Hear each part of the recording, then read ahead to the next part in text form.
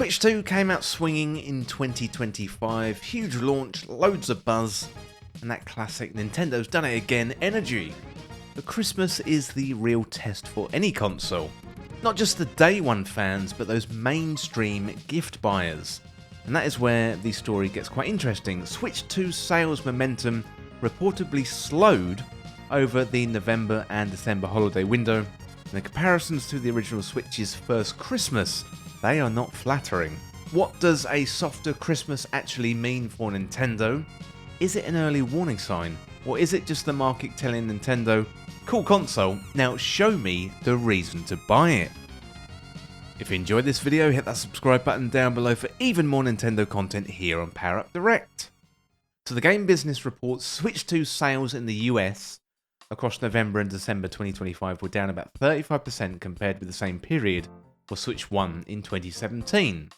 And then in the UK, Switch 2 sales over the last 8 weeks of 2025 were 16% lower than Switch 1's last 8 weeks of 2017. That is according to Nielsen IQ data.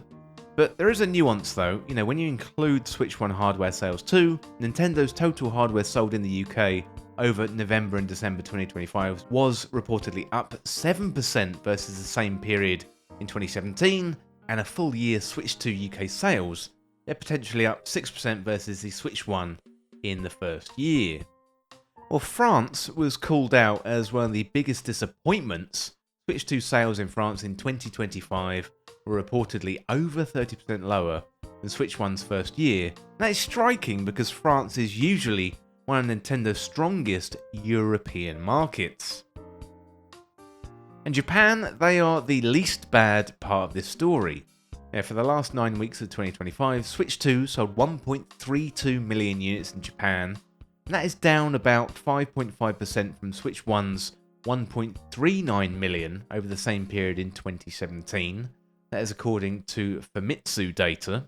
But across the full year, Switch 2 sales in Japan could be up about 11% versus Switch 1's launch year. That is helped by cheaper Japan-only SKU and a lineup that fits better local tastes. For example, Kirby Air Riders is specifically cited. Okay, next up we've got the Switch 2 is not failing. So this is very important. Christmas slowed isn't the same thing as Switch 2 is in trouble. So VGC, very good. Definitely go over to VGC and also go over to the Game Business as well. Two very fantastic UK outlets, and I'll put their links in the description. Very, very good. But back to it. VGC notes the slowdown comes after a record-breaking launch.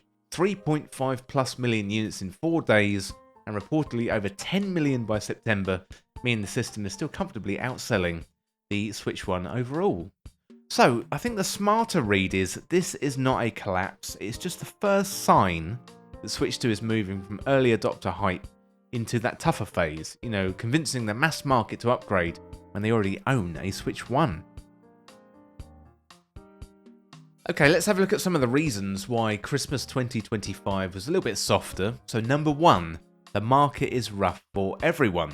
So Sakana has described the US November 2025 hardware spending as the lowest November unit total since 1995, with 695 million spent on hardware, and that is down 27% year on year, and 1.6 million units sold. So the average price paid per unit hit an all-time November high of $439, and that is one of the reasons, and also the backdrop that the Switch 2 launched into for its first holiday period. Basically, everything is just more expensive.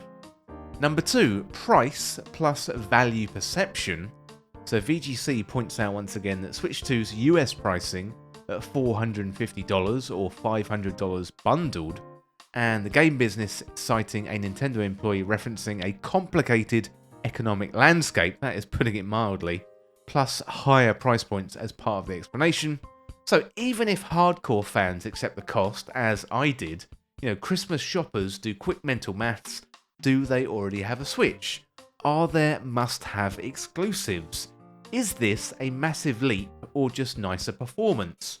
If the answer isn't immediately obvious, well, upgrades simply get delayed. Then number 3, software timing. Switch 1 just had a ridiculous 1-2 punch in 2017. So multiple reports underline the comparison problem. Switch 1's launch had heavy hitters like Zelda Breath of the Wild and Super Mario Odyssey landing in that first year window, while Switch 2 lacked a similarly massive Western system seller for Christmas 2025.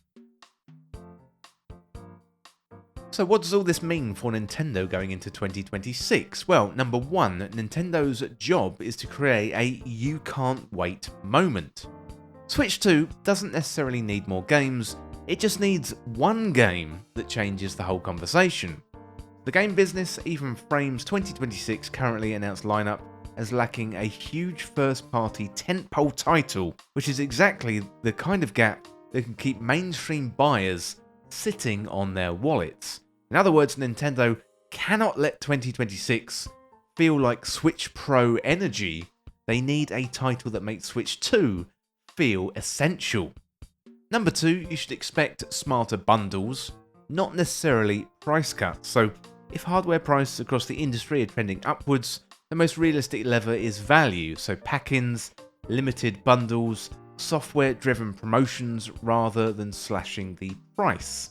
The broader market context is already pointing at how sensitive buyers are to price right now, so if you're looking for the Nintendo response, it's probably going to be a stronger bundle strategy, better first-party cadence, and a clear marketing message around what Switch 2 uniquely does. So I'd expect those three things in the next Nintendo Direct. Number 3, Europe, especially France, becomes a watch this closely region. So the France data point definitely matters because it's not just the economy was bad, France being over 30% down suggests something more. You know, maybe it's about price tolerance, messaging, retail promotion strength, or the perceived necessity of the upgrade. If Nintendo shores that up in 2026, it's going to tell you they've identified the real issue. Okay, number 4, Japan shows Nintendo's got a working playbook, but it might be region specific. So Japan's story is basically saying pricing plus culturally aligned releases plus a strong home market proposition can stabilise momentum even in a shaky year. That cheaper Japan-only option is a huge part of why the Switch 2 proposition in Japan is stronger than Western markets, that is according to the game business. The question for 2026 is whether Nintendo can recreate that sense of obvious value in the US, the UK and the EU without undercutting their margins.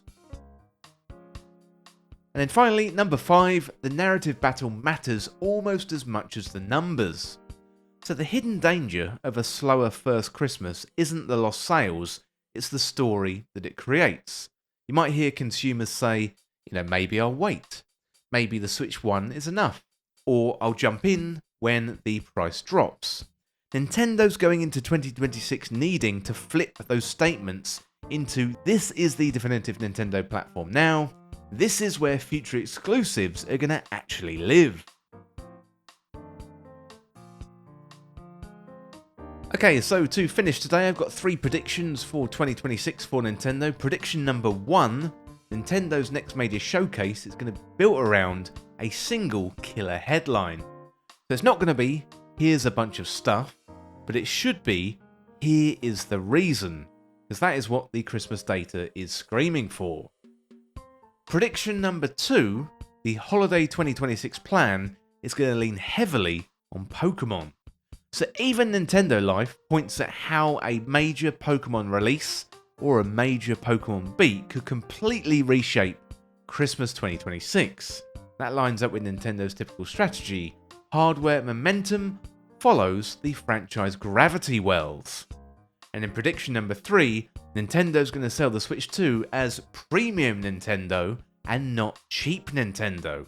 So with pricing pressures across the industry, Nintendo's best move is to justify the premium through experiences, exclusives, and quality of life features, because competing on budget console energy is definitely harder than it used to be. Switch 2 slowing over Christmas doesn't necessarily mean Nintendo has made a bad console. It means the easy part is just over. The first wave of customers were guaranteed. The early adopters were going to pick up the console regardless of the price. But the next wave of customers, they have to be earned. So in 2026, Nintendo's challenge is simple to say, but it is quite hard to execute. They've got to turn the Switch 2 from the new Switch into the only Switch that matters. Well, let me know in the comments what you think Christmas 2025 sales mean for the Nintendo Switch 2, and let me know what you think is coming for Nintendo in 2026. Well, as always, thank you so much for watching or for listening. Don't forget to hit that subscribe button down below for even more Nintendo content here on Power Up Direct. Thanks again, I'll see you real soon.